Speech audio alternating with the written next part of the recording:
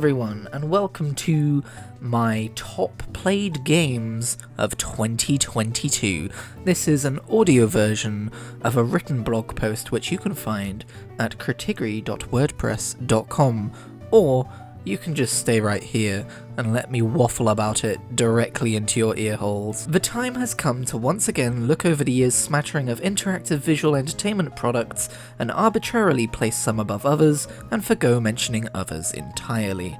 Just a reminder, or a note for those new here though, this list is all about games I played this year and isn't strictly limited to this year's releases, though that does remain the focus this time around. First, I want to acknowledge the many Game Pass titles this year that left a great first impression, but I only gave 1 or 2 play sessions to. Call them the best first impressions I never returned to awards. They go to Chained Echoes, Phantom Abyss, Metal Hellsinger, Aedan Chronicle Rising, Bugsnax, Tunic, Archvale, Hitman 3, and Nobody Saves the World. Next up are the I will absolutely continue this long RPG for real awards. They go to Persona 5 Royal, Xenoblade Chronicles Definitive Edition, Tales of Arise, and Final Fantasy XV. These all have the potential to join a future year's list, but I can't rightly judge them based on the amount of time I've played so far. Next up, I want to mention some games which you might expect to see here, but won't. Pokémon Violet. Well, as of writing, it's in the post, and I won't have enough time to play it before evaluating it for this year. All the same, I'm disinclined to praise it based on the incredibly poor optimization and lack of quality assurance, no matter how good it turns out to be. The Elder Scrolls Online High Isle. Despite pre-ordering this expansion, its omittance from this list comes purely from the fact that I haven't played it. I got one quest in before realising I wasn't really in an ESO mood. Assassin's Creed Origins. In early drafts, this one was on the list, but it turns out I included this as my number 5 spot back in 2018. Still, this year I actually played through the thing start to finish on Xbox and it was wonderful. Saints Row. Despite reviews, I still believe I'd enjoy this game if given the chance. Due to said reviews though, it went down a few places in my priorities. And finally, World of Warcraft Dragonflight 10.0. I thought long and hard about including this one because it deserves it so far, but then I look back on my glowing praise of Shadowlands 2 years ago and how I fell off playing this expansion shortly after reaching endgame, and my objective side says, hold off, maybe in a year. But enough preamble. Let's get on to the main event. Coming in at number 10 is Disney Dreamlight Valley. Until Dreamlight Valley, I don't think I'd ever played an Animal Crossing style game that had come close to grabbing me as much as the original, but Dreamlight Valley certainly did come close. Not only that, but it had major My Sims vibes, a forgotten game from EA's past which also sees you bringing a forgotten village to life and getting residents to move back in. In fact, Dreamlight Valley has so much in common with My Sims that I'd argue it was a direct inspiration for the game. I'm not much of a Disney guy, but the village inhabiting versions of Mickey Mouse, Goofy, Merlin and friends made me realise why people love these characters so much. It's easy to rib on a game for being so pure-hearted, but sometimes all you really need in life is an afternoon wrapped up in an imaginary little village, tending to the needs of your virtual friends and decorating your home and garden. This game delivers that with all the prerequisite charm and plenty of unique ideas to boot. Number 9 is Astroneer. Survival crafting games can, in my opinion, get pretty tedious pretty quickly these days, but I do remain a sucker for the spacefaring ones. Here's an excerpt of my original impressions of the game. Astroneer combines the colourful out-of-space aesthetic of No Man's Sky a la lo-fi polygons with the technical progression of Minecraft mods like Galacticraft to create a well-polished spacefaring exploration experience. The basic gameplay may boil down to searching for materials that you can refine into upgrades, but the tangible nature of those resources and the way in which you gather and transport them lends an immersion to the entire experience. For instance, gather enough compound and you'll have a little brick of the stuff you can slot into your backpack, literally represented on the back of your body. You can pass it between friends or leave it lying around near your base for future use. Similarly, creating new machines such as smelters and centrifuges is done with a 3D printer which literally prints them in real time. End quotation. Of course, the real fun came from the time me and my friends spent in the game.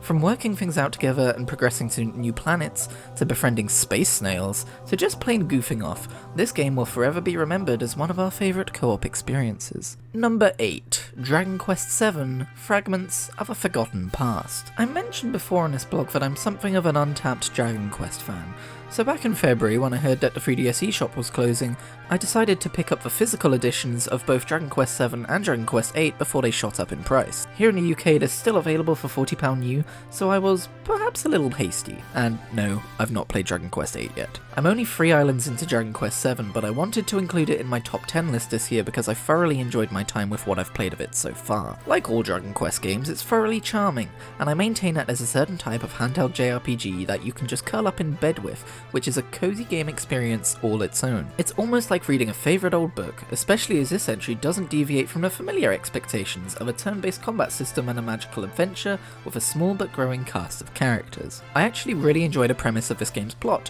wherein you live on what is apparently the only island in the entire world, though as you progress, you discover that this is not necessarily the case. Number 7, Naruto Ultimate Ninja Storm Legacy. Naruto, as he is supposed to be pronounced, was the second anime I'd ever watched growing up, and as the story progressed and began to drive home its messages about hatred and peace and love, it became quite a formative narrative experience for me. It's a story I hold close to my heart, and as such, I've always been interested in reliving it through the highly regarded Ultimate Ninja Storm series. There was just one problem. I don't really play fighting games.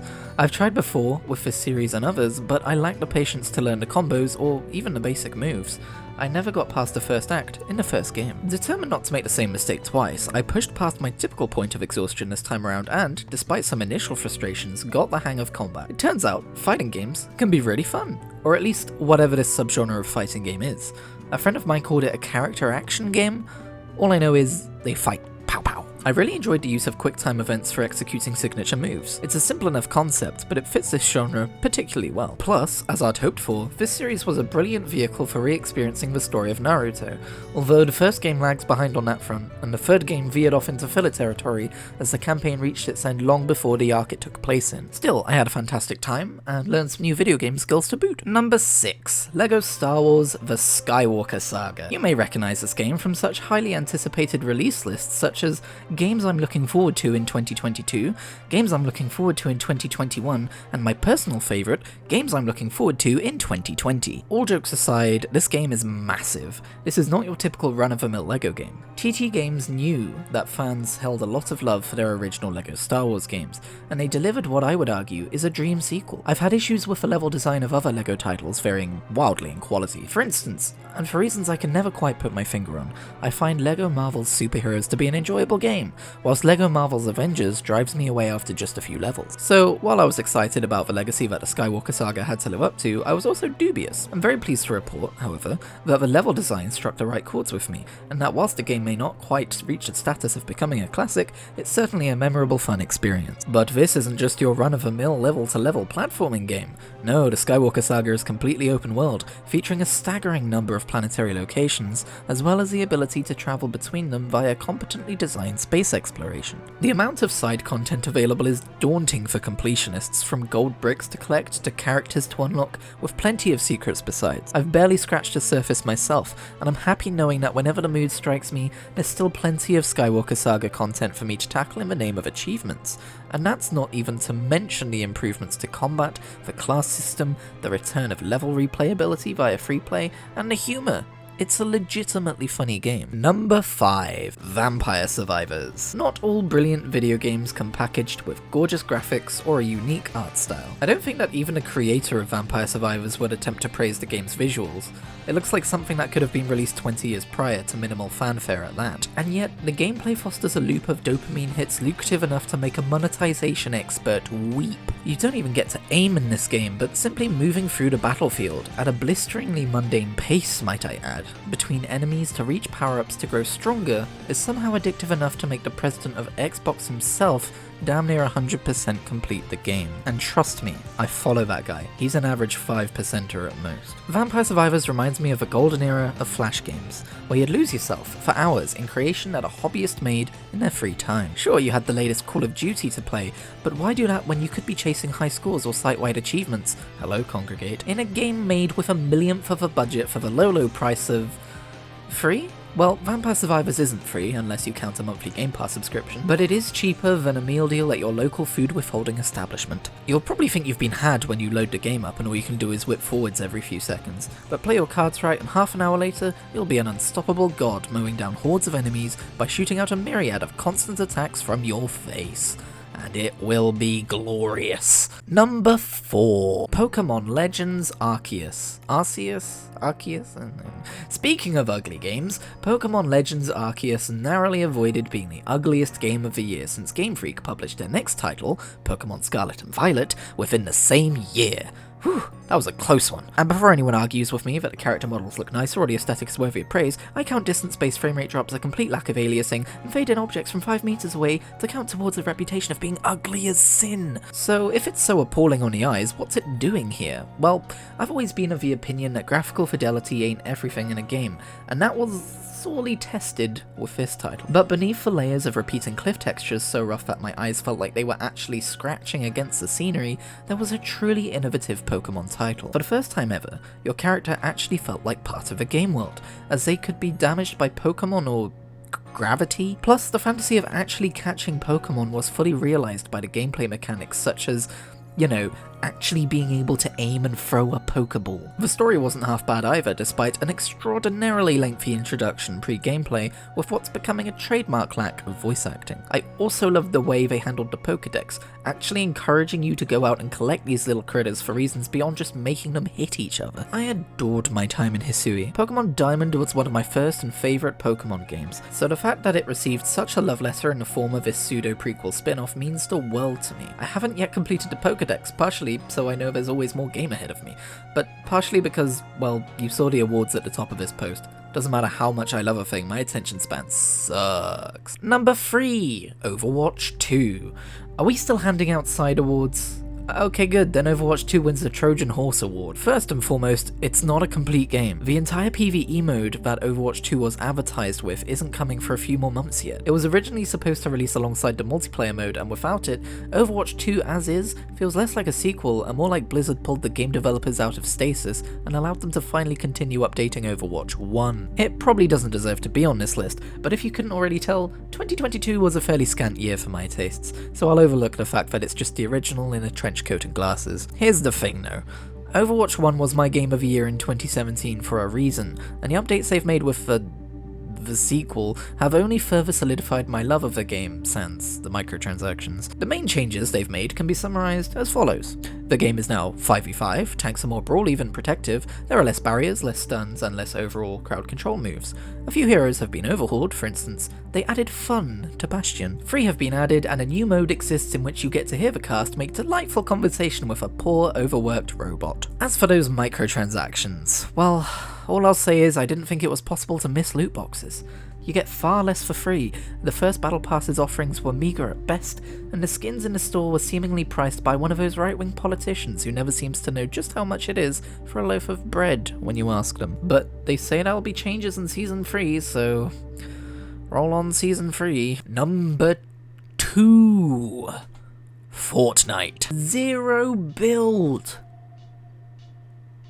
Okay, I should probably elaborate. The day Epic added Zero Build as a fully fledged alternative to the default Battle Royale mode, they likely gained a massive influx of players, me being chief amongst them. I'd played the original Season 4, but quickly grew tired of Buckingham Palace springing up around someone after my sniper shot inevitably curved around their skull. It seems I was far from alone in this opinion, for when Fortnite was at its least relevant, Epic broke glass in case of emergency and finally admitted that people weren't in it for the quirky Save the World multiplayer mode, they were in it for the Battle Royale, the best in genre battle pass progression and cosmetic rewards, the endless tie-in skins and events, the ever-evolving landscape and sandbox updates, the Peely lore. Fortnite has a reputation for being a zoomer game, and there are certainly moments when I feel old playing it, but some of the most fun I've had this year has been running trios with my friends. We've won around 50 games this year, with some help from those early bot games, and usually perform best when we switch off from the shooty and spend 80% of the match dicking around with those stasis rocks they stole from Breath of the Wild, or those grapple ball things, or just setting fire to shit and giggling with glee as we watch it spread. And that's to say nothing of the endless custom game modes you can lose yourself in, with no expense to XP gained, crucially. Sod the reputation, be a kid, do a dance, play Fortnite. Number 1. Dun, dun, dun, dun, dun, dun. It's Final Fantasy XIV Endwalker, because of course it is. Just so you know, there's no spoilers, but there is a section which will colour your expectations for the story. I'll mark it out as like a video chapter so you can skip it if you want. How do I talk about this game in a manner that sounds objective enough to be feasibly convincing to someone who doesn't play it? Ah, sod it, I'll just gush. It's beginning to feel like people don't know how to write endings anymore. So why is it that in an MMO space, a genre of games to which the idea of an ending is almost antithetical, you can find one of the most satisfying endings in all of media? I don't know how they pulled this off behind the scenes, but they managed to wrap up literally hundreds of hours of story in an extremely satisfying bow. Not only that, but the story they told, perhaps due to its length, was so capable in its ability to touch people on an emotional level that crying throughout the final quests is practically expected of you. I'm not a crier, I don't cry at things, but I teared up multiple times when playing through Endwalker. In fact, it resonated with me on such a deep level that all I had to do is think about certain story beats, and suddenly my eyes are mistier than a frigid northern valley in deep winter. All jokes aside, I hail Endwalker as the greatest story I've ever experienced, because it has the ability to resonate with your darkest moments, and in doing so, earn your trust as a narrative which takes themes of darkness and hopelessness seriously. And so, when it takes those feelings and runs with them, you're running alongside them and feeling everything this narrative has to say about living with them. It is deeply, deeply moving, and every day I have to restrain myself from begging all my friends to play it so they can experience it too. Story aside though, because it's not just a story experience, how's the gameplay? Well, a lot of what I said last year about the combat in comparison to WoW still holds true. I still think that Final Fantasy XIV's single-build, multi-class gameplay lends itself to tighter and more intricate rotations, and boss fights remain far more interesting in terms of mechanics and reaction times. So far I've only got 2 classes to 90, Dragoon and Reaper, but I honestly can't pick a favourite from the two, with them feeling very different to play, despite both being melee DPS. It's not all about combat and raiding though. Final Fantasy XIV is flushed with things to do, and after over 300 hours of gameplay I'm still learning about new, well, old systems. For instance, what are retainer vocations? Hell if I know. I spent the last few weeks maxing my botanist. Somehow they made even gathering professions really fun and full of story, and unlocking the Ishgardian Firmament, a place for crafters to contribute their craft to rebuilding a war-torn city. I don't typically spend too long interfacing with the crafting in an MMO, but Final Fantasy XIV has made it a side gig worth my attention. It also helps that I've recently joined a brilliant FC that has really enlivened endgame for me. Last night I was up until 1 AM just taking Christmas pictures with them in our extremely cozy FC house. They've been answering my questions and providing much laughter, and I really feel like I'm part of a community. It's lovely. So, in summary, play Final Fantasy XIV. Did you know that the critically acclaimed MMORPG Final Fantasy XIV has a free trial and includes the entirety of A Realm Reborn and the award-winning expansion Heavensward up to level 60 with no restrictions on playtime? Play it today! 2023. More years, more games. I've spent the last month or so of this year revisiting a bunch of games from my childhood, but that doesn't mean I'm not looking forward to the new titles. In fact, over half of my most anticipated list from last year can, perhaps depressingly, be straight up pasted to the top of this year's. Starfield, providing it doesn't get delayed. Dragon Quest III HD 2D remake hasn't been given a release date yet, but that? Dragon Quest X Offline if by some miracle they decide to localize it. Those are the pasted ones. Otherwise, Overwatch 2's PvE, Diablo 4, Assassin's Creed Mirage, Forza Motorsport, and Story of Seasons A Wonderful Life are all titles that I am anticipating next year. Again, I don't own a PS5, else Spider-Man 2 and Final Fantasy 16 would be at the top of this unordered list. In the meantime, I may have to pick up and play some of these 2022 titles which I wasn't able to make time or budget for this year, and I promise this is the final list. These games comprise of Pac-Man World Repack, Klonoa Fantasy Reverie Series, Saints Row, Kirby and the Forgotten Land, and Rune Factory 4 Special. And that's a wrap. I think I'm all listed out. If anyone ever asks me how much I love video games, I'll point them here. Look at this! These are all games which bounce around my brain for various reasons. Anyway, see ya next year. And thank you for watching. I hope you enjoyed.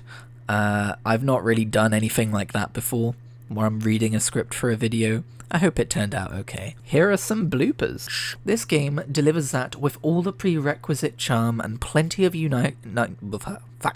Astroneer combines the colourful outer Of course, the real fun came from the time me and my friend What? Of course, the real fun came from the time me and my why am I having trouble with this? Naruto was the second anime Plus, as I'd hoped for, this series was a brilliant vehicle for re-experiencing the story of Naruto. Although, I can't keep going, I flubbed. You don't even get to aim in this game, but simply moving through the battlefield at a blistering mundane pace, at a blistering mundane pace, I might add.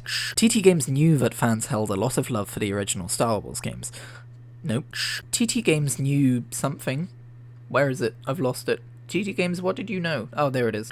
TT Games knew that fans held a lot of love for their original LEGO Star Wars games. So they didn't stay so, they said and. But this isn't just your run-of-the-mill level to why is my throat getting croaky when I talk? It's getting annoying. So, if it's so appalling, not appealing, that's the opposite. The story wasn't half bad either, despite an extraordinarily lengthy introduction pre-gameplay with something. 3 have been added, and a new mode exists in which you get to hear the cast not bungle their lines. 3 have been added. I should look up what I'm saying before I say it. There it is. They were in it for the Battle Royale. The best in genre Battle Pass progression? What? Why? But some of the most fun I've had this year has been forgetting to read. I don't typically spend too long on it. We're getting to the end, Christian. Hang on in there.